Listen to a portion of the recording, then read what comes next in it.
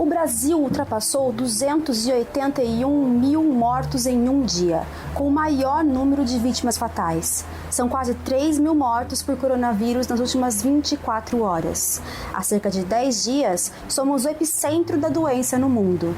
E apesar de agora um médico estar à frente do Ministério da Saúde, o cardiologista Marcelo Queiroga apontou que seguirá a mesma cartilha de Bolsonaro.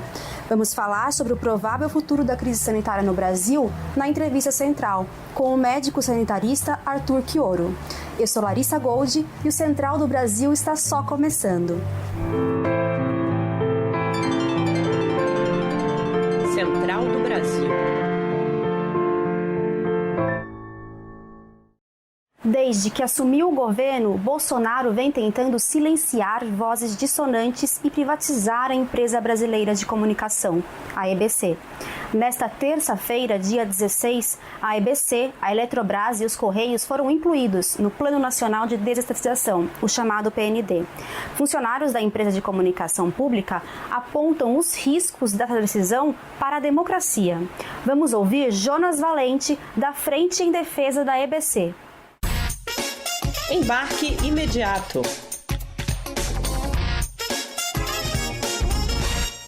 O governo federal confirmou hoje a inclusão da Empresa Brasil de Comunicação no Programa Nacional de Desestatização. Mas muito mais grave que isso, sinalizou a possibilidade de extinção da empresa. Isso porque vão ser feitos estudos, mas se a empresa não tiver o que vender para algum ente privado, ela pode ser liquidada. Os trabalhadores realizaram uma mobilização hoje, seja virtual, seja colocando uma carta em conjunto com a sociedade, com a Frente em Defesa da EBC, apontando o problema grave disso. Em primeiro lugar, porque a empresa regulamenta um mandamento constitucional no artigo 223. Em segundo lugar, porque a comunicação pública não é uma inovação brasileira, ela existe em todos os países e tem que existir aqui também, porque ela atende o direito à informação dos cidadãos. E isso é fundamental, nós precisamos ter veículos, seja na internet, no rádio, na televisão, que garantam uma programação que as emissoras comerciais e que os sites comerciais não fazem, que atenda a necessidade da população por educação, por uma série de conteúdos culturais que mostrem a diversidade do país. E é isso que a comunicação pública tem que fazer e é por isso que ela não pode ser nem privatizada e nem extinta. E agora, pandemia. O mais recente boletim sobre o coronavírus, divulgado pela Fundação Oswaldo Cruz, a Fiocruz, aponta que as ocupações dos leitos de UTI estão acima de 90% em 19 unidades federativas.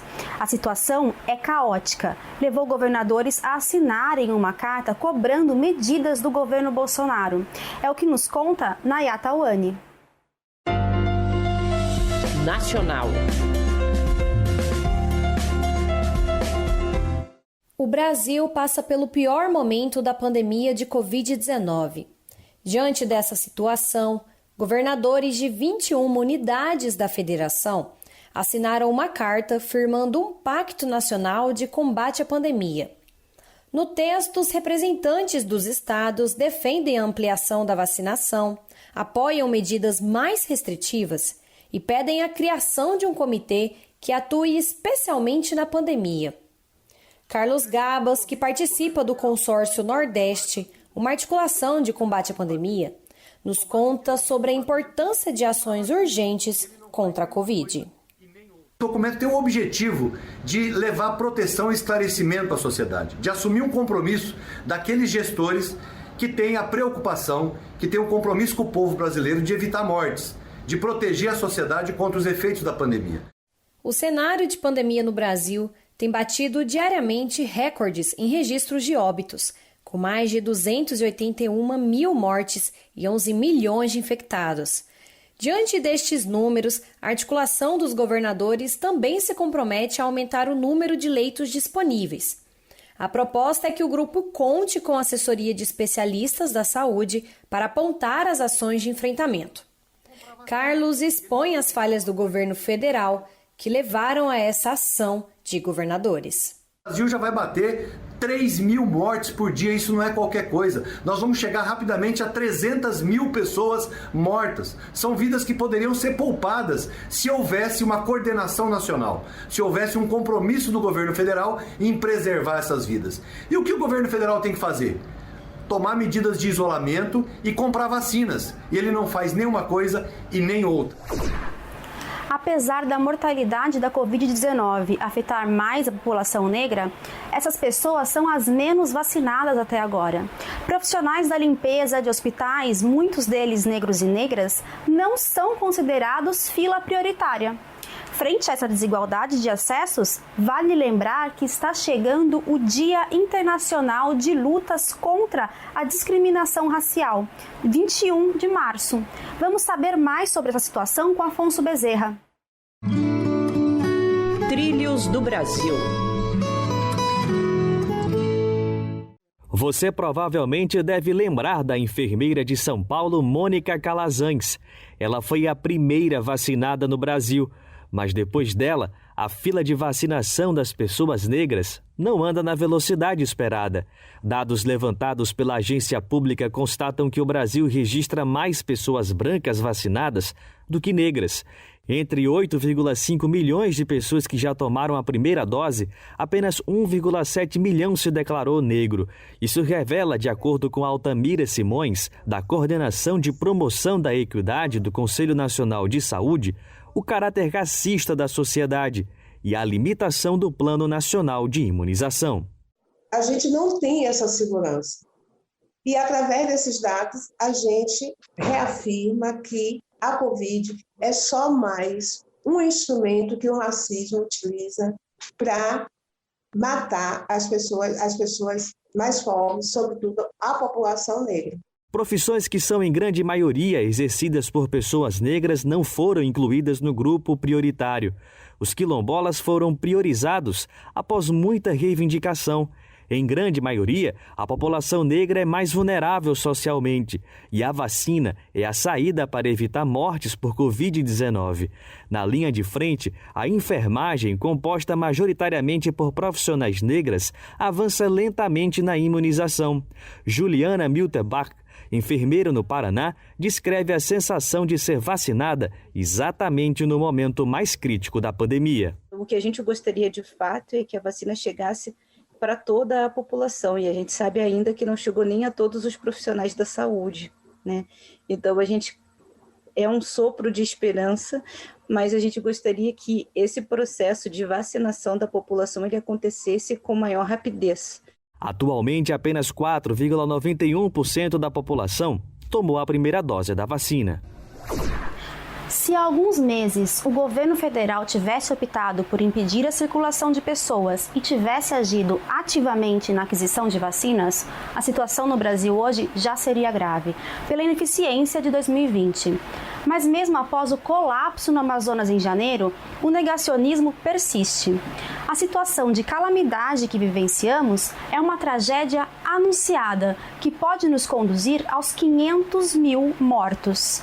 É o que aponta o médico sanitarista Arthur Quioro, na entrevista de hoje de Jonatas Campos.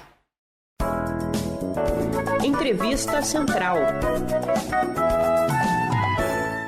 Conosco na entrevista central o ex-ministro da Saúde Arthur Quioro. Ele é médico sanitarista e professor da Unifesp, a Universidade Federal de São Paulo. Vai falar conosco sobre a onda de contágio, a nova onda de contágio do coronavírus, vacinação e outros aspectos da pandemia. Doutor Arthur, muito obrigado pela sua disponibilidade. É um prazer estar aqui novamente. Você já disse em algumas outras entrevistas que o Brasil pode chegar a 500 mil mortos ainda agora no primeiro semestre. Mesmo com essas atuais restrições que vários estados têm tomado e com, digamos, com a vacinação que tem chegado, mesmo que insuficiente, esse número ainda se mantém? A princípio, sim. A vacinação, ainda que confira proteção individual, ou seja, que reduza o número de internações graves e mesmo de óbitos naqueles que tomaram, só passa a ter capacidade de proteção coletiva quando mais de 70% da população for vacinada.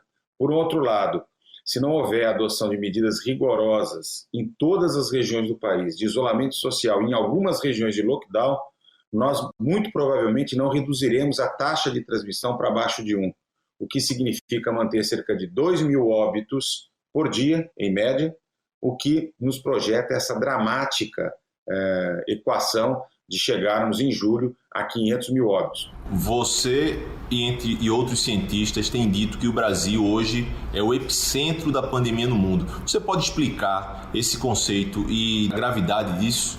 O Brasil é hoje o país que lidera o número de óbitos em âmbito internacional. Mesmo em relação ao número de casos, apesar da gente testar muito pouco, e o Brasil continua há 1 ano testando muito pouco, nós temos uma representação muito importante. Além disso, essa maneira desqualificada, criminosa, como a pandemia tem sido enfrentada, vai abrindo a possibilidade do surgimento de variantes, como foi o caso de uma primeira variante no Rio de Janeiro e a P1, essa variante de Manaus, que agora ficou conhecida internacionalmente.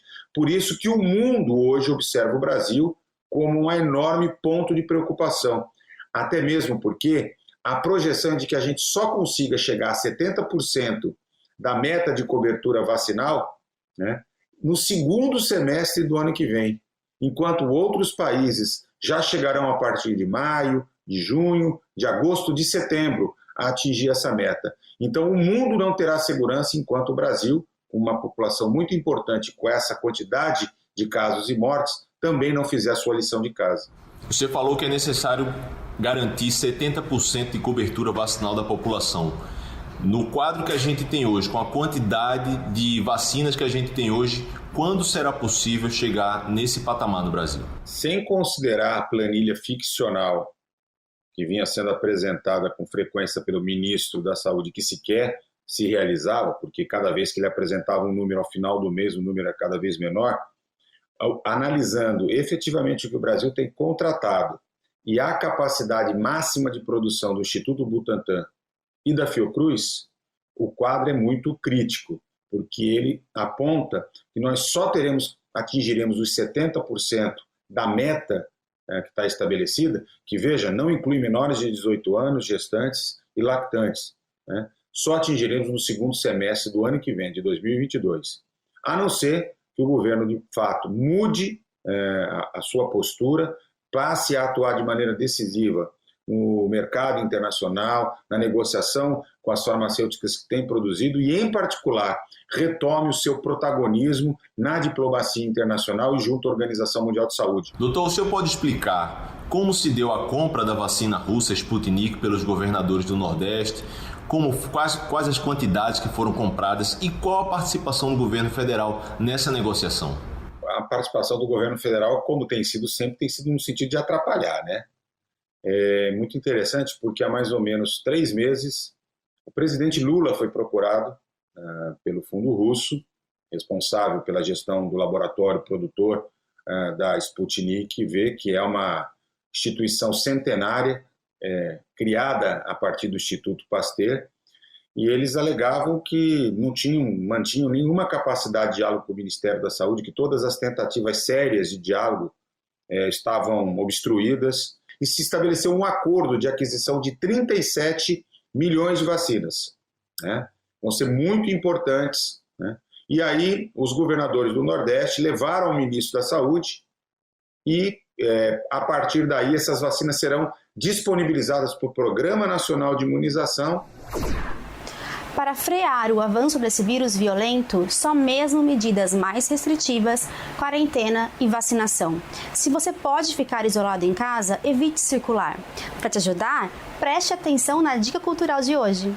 O ator e diretor teatral Eduardo Votsky faz um convite para um festival de teatro que está rolando. Parada Cultural.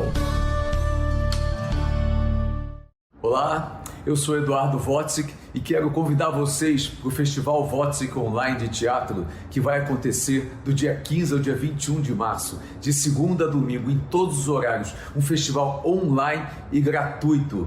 Vão ter espetáculos, entrevistas, leituras, aulas, aulões. Vai ser uma grande diversão. Se inscrevam, as inscrições são na plataforma da Simpla. Eu espero vocês lá.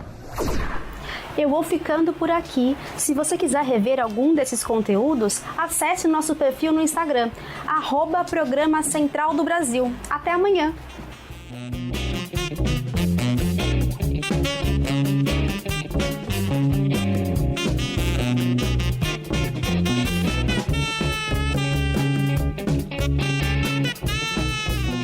Central do Brasil, a rede de comunicação dos movimentos populares.